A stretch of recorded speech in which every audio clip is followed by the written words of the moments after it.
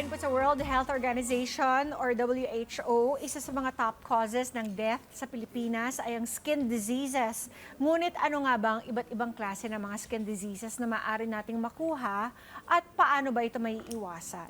Ngayong umaga po, kasama na po natin ang isang dermatologist upang tulungan tayong mas maintindihan at malaman ang mga sanhi ng mga skin diseases at paano natin ito malalabanan. Mga kada, let's all welcome Doc Susana Ong Salvador. Good morning, Doc. Welcome back. Good morning. Hi, Doc! Good morning, Emma. Good morning. Welcome back. Doc, ngayon katatapos lang po ng isang super typhoon sa ating bansa. Nalalasa po ang bagyong Pepito, tapos napakarami na naman pong baha ang kinos nito. Unang-una po, yung mga taong laging binabaha, ano po ba yung mga skin diseases related to flooding, to baha, at saka sa mga pagdaan po ng mga bagyo? Okay. Yeah, karaniwan talaga, pagdating ng September, mga Burr month po, andyan na po ang ating constant na bisita, si bisita bagyo. No? So palagi po nagkakaroon ng bagyo every now and then, minsan not monthly, minsan weekly, no, nagkakaroon. So ang kadalasan ho dahil sa ang bagyo nagdudulot ng baha, no, kasi minsan ang bagyo hangin lang. Pero minsan bagyo may kasamang tubig. So yung ulan po, no, alam mo naman po tayo, hindi na po likas sa atin, no, na pag nagbagyo, may kasamang baha. Ang karaniwan ng problema pag nagbabaha, yung pong paa natin, palaging nakalublob. Siyempre, we have to remove yung mga dumi, yung mga nasalantang mga kahoy. So, ang paa natin palagi siyang nakalubog sa tubig. At minsan po, yung tubig po na galing sa bagyo, minsan may mga acid rain, di ba? May tinatawag na acid rain. At saka hindi natin alam kung saan galing. Yes, minsan pag yung ilog, di ba, umapaw. Ilog, ang dami. kanal. Lahat sama-sama na nung nga dumi. Yes. So karaniwan po, ang nangyayari po dahil nakababad po ang paa natin, ang balat po natin ay lumalambot, di ho ba, pag nabababad ng matagal. Pag lumambot po ang balat, ang immune system, tinatawag po namin sa derma na immune system, yung pong defense ng balat, lumalambot, humihina. Okay? Ganun pala yun kapag nababasa. Yes, di ba malambot siya. Mas mabilis po siyang pasukan ng bacteria, fungus. Opo. So ito po, pag pumasok po, ang fungus po kasi pag pumasok, edi magsisimula na po siyang magngat-ngat nung nasa balat. So magsisimula na ho dyan. Usually po nasa mga interdigital, no? Sa mga Singit-singit. So sa paa, sa singit-singit, minsan ang kakate, may butlig na lalabas, tapos may tubig, titirisin. Pagkatapos mamaya, meron na naman sa kabila. So every now and then po, pag tinitiris, kung wala naman tayong gamot na binibigay, mas dumadami siya, lumalala, tapos kakamutin sa paa. Di ba? Sa paa lang. Bakit pati kamay meron? Nakakahawa po yun eh. Pwede na pong pumalat ito. Yes. Kahit sabihin mo, paa lang bakit pati kamay? So yung fungal infection po sa paa, pwedeng kumalat sa rest of your body? And pwede ba kumalat sa ibang tao? Opo. Pag meron po tayong mga fungal infection sa paa, no, nakakahawa po yan. Minsan, mapapansin po ninyo, nagsimula sa paa, kung makate, kakamutin. Kinabukasan, 1 or 2 weeks, makikita mo ba't dito meron na. So, yung po lumalakad, sabi na, lumalakad ba yan? Pwede ho kasi nakakahawa po yan. Ano pong itsura nun usually? Ang butlig po natin usually sa kamay at paa, makikita mo sa mga singit-singit, no? Na may mga ano lang mo siya, parang simpleng butlig na may tubig. Parang may pus sa loob. Minsan wala Water pa. lang. Water lang. Pero ang problema, makate. Ang kate. As in, gusto mong tirisin, kaya nga minsan tinitiris po talaga nila yan. So it's actually the liquid that spreads it? It's not Ganun the po ba? liquid. It's the fungus nandun, no, na nagkukos ng reaction, yung allergy, yung kate. Yung fungus na andun, hindi po ang tubig na andun po is resulta lang. Inflammation. No, resulta lang po yun ng fungus na parang kinagat ng fungus yung ano mo, yung balat mo, At ang defense ng balat mo is to create something to remove the fungus. That's why nagpubutlig. So ito po yung nakukuha nila kapag sila'y lumulusong sa tubig Bukod baha, po doon, maaari. Yes. So, kasi usually pag pangalawa, yung mga labandera po natin, di ba? Palagi pong nakababad ang paa. So, isa pa rin yun na mga sanhi ng fungal infection. Bukod po sa fungal infection, ano pa po? Karaniwan din kung sa paa lang, no? Sa paa, mga bacterial infection, lalo na yun dito, yung sinasabing mamaso. Ang mamaso naman, or impetigo na tinatawag, yung parang, kaya tinawag mamaso, para siyang mukhang napaso no? Peklat, yung mga sugat-sugat na parang mga piso-piso, no? Piso-piso siya, ang hitsura, tapos kumakalat. Ito po ba yung parang namumuti? Hindi pa naman. Anong hindi pa. piso-piso? Kulay Ang itim? hitsura niya, para Parang siyang mga napaso. piso, parang siyang napaso. Nakakita na ba kayong So, napaso? Red, na may mga butlig sa side. Okay? At makate, karaniwan mga bata. Tapos magkakaroon ng crusting, no? Tapos yung mga bata, yung mga makikita mo usually sa mga Bacterial naman po bacterial naman yun. Karaniwan naman dito sa paa rin yan. Nangangati rin po yun. Makati yan, kinakamot ng bata yan.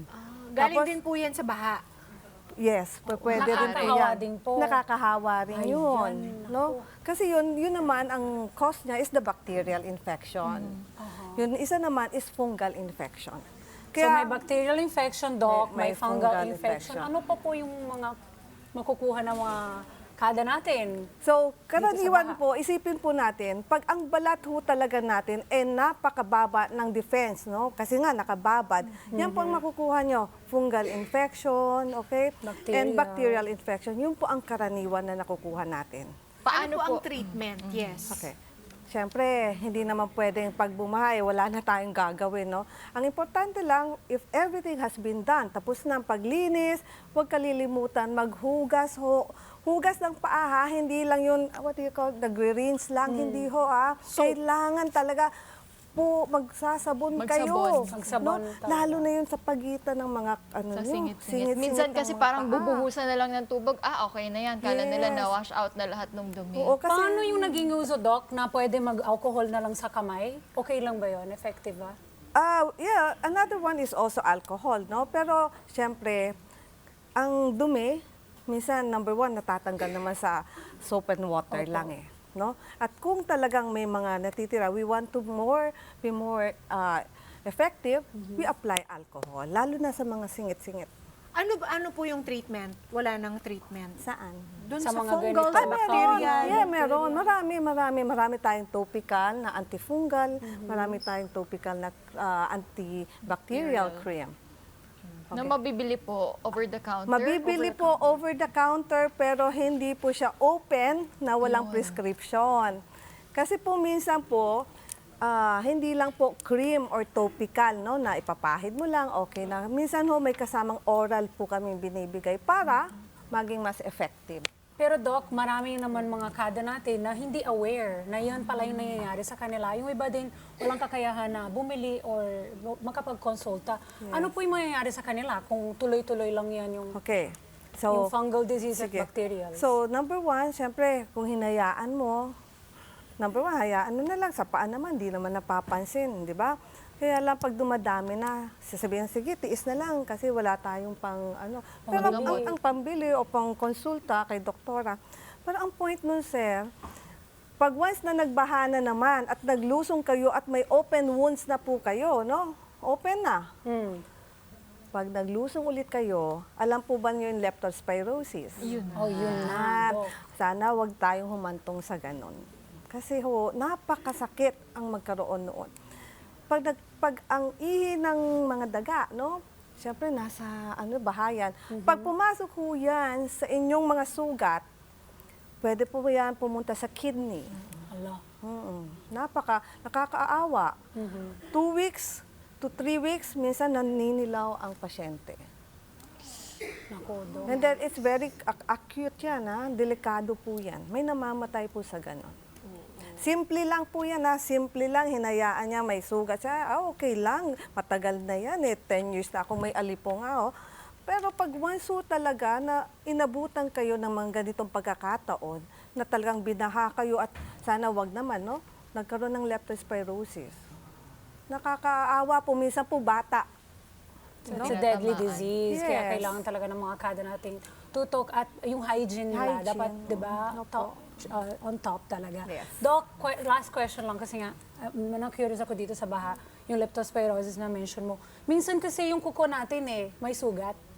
So hindi lang po yung sa pag, di ba, nasa baha ka lagi. Minsan nga, konting lang, may sugat na yan Pwede yan Pag pumasok. nagpalinis ka. Pwede po. Opo, yung pong nagpapapedicure po tayo. Di ho ba, minsan po nakakat ni ate, no? Or So, yung mga bata, kinakagat. ginaganon. Yeah. Oo. So, pwede po, kahit na ang liit na po ng portal of entry, pwede pa rin ho pasukan. Kasi po, ang liit lang po ang fungus, maliit lang po yan Maliit So, lang. ayan po yung mga kailangan natin intindihin kapag meron baha sa ating paligid. Paano naman, Doc, yung mga common na skin disease that occurs Kahit hindi no bagyo. matter what the weather? Okay.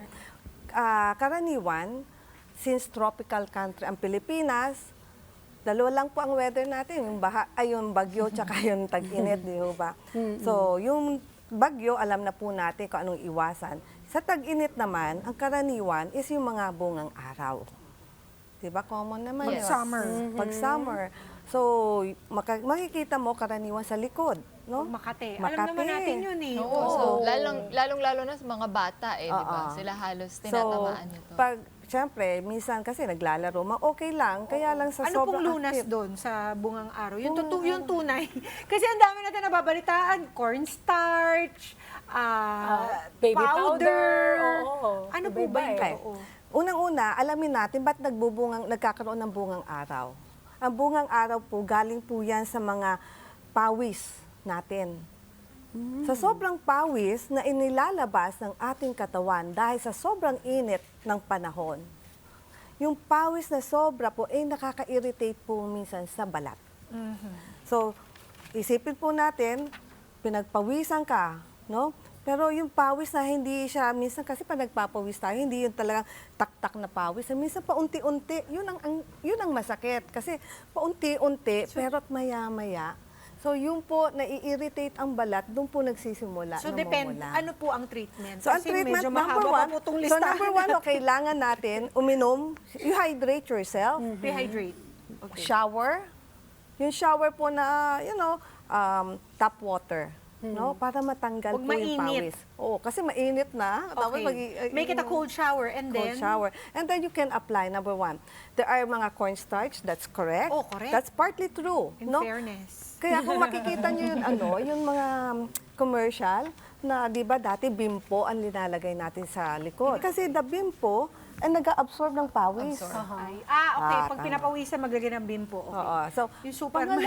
pangalawa, minsan hindi, kasi minsan Cornstarch. adult na si, Ano po yung si, third? si Oo. tatay, no? Tatay na naka pa. Ano po yung ano pa? next? Pangalawa, you can put mga cornstarch. Because cornstarch can also absorb The moisture. the moist, Okay. the sweat. Next, ano pa po yung kailangan natin alamin? Ito pong eczema.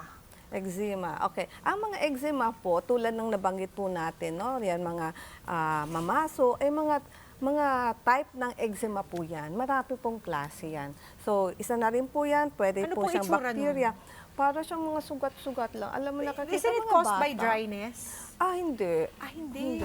Oh. Kasi usually bacterial. Aha. Bacterial Interesting. siya. So, how is it cured, Doc? Kasi nakikita ko sa mga pamangkin ko minsan talagang Kaya kawawa. lang. It occurs under the, Yes. like, behind the knee. Yes. Lalo na pag Sugat-sugat talaga. Oo, kakaawa kasi, Kasi usually, makati. lalo na pag dry ang balat, no? Yung may mga asthma of the skin. Kasi Ayun na. basically kasi pag may asthma of the skin ka, ang balat mo hindi siya naglalabas ng enough sweat or yung kanyang skin, no? Yung turnover, hindi siya maayos. So, ano pong lunas sa So eczema? usually, eczema, number one, you have to know whether bacterial infection, nanggaling or How dryness. do we find out? Number one, may mga kanya-kanyang characteristic po siya. So, only a dermatologist I can think, Dapat yeah. talaga Oo, magpa-consult. magpa-consult Yes. tayo. Oo. Oo. Anything else we should be aware of, Doc? About... Itong ano, Pigsa, Pigsa. warts, Okay. ringworm, buni. Okay, yan. O sige po. Are Pag- these all bacterial din po? ang mga bacterial po, ang cause ng bacterial, no, ang bacterial infection, nagko-cause siya ng mga impetigo or sinasabi natin, mamaso. Mga fungal infection naman, andyan na si buni, andyan na si an-an, andyan na si alipunga. Yung po yun. Pasintabi po sa mga kumakain at Opo. the moment. So, dalawa lang pala ang sanhi niya, Doc. Either it's bacterial or fungal.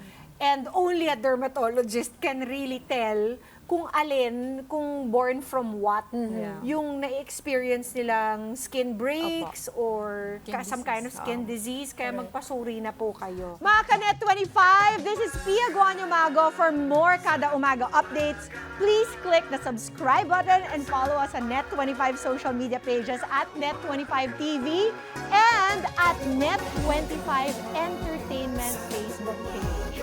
See you guys. Bye!